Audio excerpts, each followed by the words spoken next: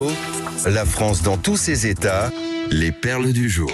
Michel-Édouard Leclerc a déclaré hier qu'il fallait consommer à tout prix. On écoute, c'était sur France Info et Perico, quelque chose me dit que vous allez avoir envie de lui répondre. Vous voyez, c'est difficile pour moi, distributeur, de plaider pour la consommation. Parce qu'il y aura toujours des cons pour dire que je ne plaide que pour mes intérêts capitalistiques, je suis marchand, un marchand en France, un voleur, machin, tout. Bon. Mais dans la réalité, la consommation, c'est ce qui tire la croissance aujourd'hui en France. Mais qu'en termes galants, ces choses-là sont dites. Michel-Édouard Leclerc a bien raison de défendre sa boutique et la consommation. Oui, la relance par la consommation, c'était le leitmotiv de la gauche en 1981. C'est en reconsommant que l'on va pour relancer l'économie. Mais on consomme en quoi? Quand on fait le bilan de cette forme de consommation que défend Michel-Édouard Leclerc, il y a certainement des produits tout à fait respectables dans l'offre que propose la grande distribution française, mais il y a aussi des milliards de tonnes et des milliards d'euros de produits qui ont ruiné notre industrie, qui ont détruit des emplois, parce qu'ils ont été importés à bas prix de pays où ces produits sont élaborés dans des conditions absolument indignes. Ils font une concurrence déloyale à notre économie.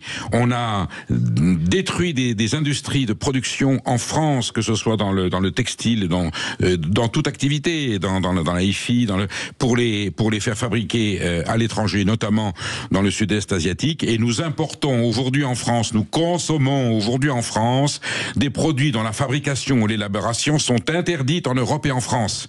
C'est ça que monsieur Michel-Édouard Leclerc appelle pour sauver l'économie française, c'est-à-dire donner des coups de scie de plus sur la branche sur laquelle on est assis, mais on a besoin de lui, on a besoin de l'agro-industrie, on a besoin des industriels français, on a besoin de la grande distribution, bien sûr, pour consommer des produits qui vont sauver l'économie française, mais des produits qui font du bien à notre économie, des produits qui participent au Made in France, ou au Made européen, au nom de la préférence communautaire, mais aller chercher à l'étranger, au titre de la consommation, qui ne va enrichir finalement que l'importateur et le distributeur.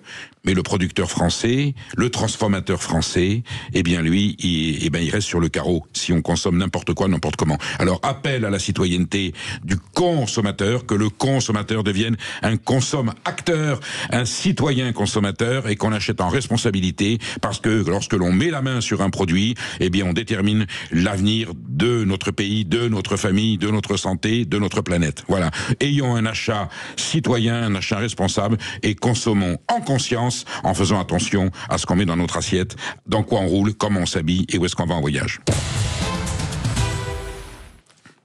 Perico président, si je peux me permettre. Ah bah écoutez, non, je suis très bien à ma place à Sud Radio et je crois que c'est beaucoup plus efficace que d'être président de la République. Alors on change totalement de sujet, Perico. Oui. On parle d'un trafic, d'un réseau de corruption même. C'est une histoire de fou furieux qui a duré des années et c'est le Parisien qui en parle. À l'origine de ce véritable business parallèle, un certain Rico, agent administratif, 20 ans d'ancienneté à la préfecture de Seine-Saint-Denis. Il a été pris la main dans le sac après avoir été dénoncé par un renseignement anonyme. Début 2024, il est placé sur écoute par les enquêteurs de la Courneuve. Et que découvre-t-il? Rico monnaie des informations confidentielles allant jusqu'à promettre des titres de séjour ou l'effacement d'antécédents judiciaires. En fait, il fait miroiter à ses interlocuteurs des services qu'il est incapable d'accorder. Il est appuyé d'un faux avocat qui facture jusqu'à 6 000 € de conseils et de fausses démarches administratives. Bref, le business tourne plutôt bien. Alors, il y a quoi être sidéré parce que ce sont des pratiques qui ont toujours existé dans l'histoire, mais on connaissait ce genre de méthode dans des pays, je suis très respectueux de la civilisation méditerranéenne, mais plutôt dans des pays méditerranéens à tradition mafieuse, de trafic d'influence, voilà, il y en a dans certains pays orientaux. On va dire que nos démocraties occidentales, régulées par des codes, par des principes, par des valeurs, échappaient à ce genre de pratiques parce que nos fonctionnaires sont des gens rigoureux, sont des gens pleins de moralité, pleins de conscience professionnelle, patriotes, et voilà. Et nous avons là aujourd'hui des brebis galeuses à un poste évidemment très facile.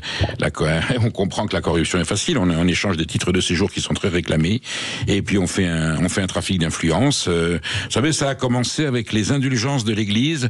Donc l'Église distribuait des bons points pour le purgatoire, vous voyez, virtuel, ça a provoqué la réforme C'est ce qui a scandalisé les moines Luther et Calvin, qui ont dit mais à ce moment-là, cette Église catholique est corrompue. Et aujourd'hui, nous avons au sein de la République française des gens qui, dans des préfectures, monnaient des titres de séjour pour des gens qui sont en détresse, qui ont besoin de travailler. Et on suppose ensuite, si on va plus loin, est-ce qu'on continue à monnayer et à racketter des gens parce que pour qu'ils puissent continuer à être en France, est-ce qu'ils viennent tous les mois verser leur contribution, comme dans certains pays mafieux, où si vous avez une activité économique ou une entreprise, eh bien tous les mois vous payez à la mafia une petite rançon pour pouvoir continuer à travailler sans risque. Voilà, on en est en France aujourd'hui à la préfecture de Bobigny le mafieux. J'espère que l'État et que les services publics vont mettre de l'ordre et surtout qu'on va vérifier partout si ça se produit et que les sanctions seront exemplaires. Alors pour que nos auditeurs soient au courant et pour conclure, Perico, une vingtaine d'agents de la préfecture de Seine-Saint-Denis ont été identifiés comme potentiels complices, donc c'est quand même un gros réseau. Ce député aime bien les montres. Alors, si c'est une montre de luxe, soit il assume et il la garde, il a le droit de s'offrir une montre de luxe. Après tout, il y a bien des maires du 8e arrondissement qui s'offrent des vêtements, c'est pas interdit. Et s'il la cache, pourquoi? Alors effectivement, faites ce que je fais, faites pas ce que je dis, ou le contraire, je sais plus quelle est la formule, mais enfin là, effectivement, il y a une hypocrisie de gauche. On peut pas fustiger les riches et avoir les mêmes pratiques et les mêmes goûts qu'eux, ou alors on l'assume. Vous voyez, que Louis Boyard nous dise, mon rêve, ça serait que tout le monde puisse. Qu'est-ce qu'il avait dit, ces gars-là? Si t'as pas une Rolex à 50 ans, t'as raté ta vie. Eh ben, que Louis Boyard nous dise, si vous n'avez pas une Rolex à 25 ans ou une montre de luxe, eh bien, on va tout faire, nous, la France insoumise, pour en faire en sorte que les gens qui peuvent pas s'offrir des montres, grâce à une fiscalité, une économie, on va créer des emplois, on va enrichir la France et tout le monde pourra s'acheter sa montre de luxe et la montrer de façon ostentatoire pour dire, voyez ce qu'on est heureux en France. Quand on cache quelque chose, c'est vrai que ça la fout mal, surtout venant de sa part. Alors, comme disait la formule, hein, c'est quoi le socialisme? Et j'ai rien contre le socialisme. C'est donne-moi ta montre, je te donnerai l'heure. Alors, pour conclure, et pourquoi je disais que la vidéo a fait le tour du monde, semble-t-il, pour la petite anecdote, ce matin, le président de l'Argentine, Javier Milei, a chargé le député insoumis Louis Boyard en reprenant la vidéo, en partageant sur son réseau social X, un geste que le président argentin n'a pas manqué de souligner, dénonçant l'hypocrisie de la gauche sur les réseaux sociaux. Ma chère Maud, bonjour, l'image de la France. On a un président de la République qui va quasiment avec la garde républicaine en prison. On a des gens qui prennent une nacelle pour aller voler les bijoux royaux et impériaux dans le musée du Louvre. Et voilà. Et maintenant, on a un président argentin qui se marre de la France. J'espère qu'on va redorer un petit peu le blason de la République parce qu'elle a pris un coup dans l'aile. Il serait bien qu'on prenne les choses en main.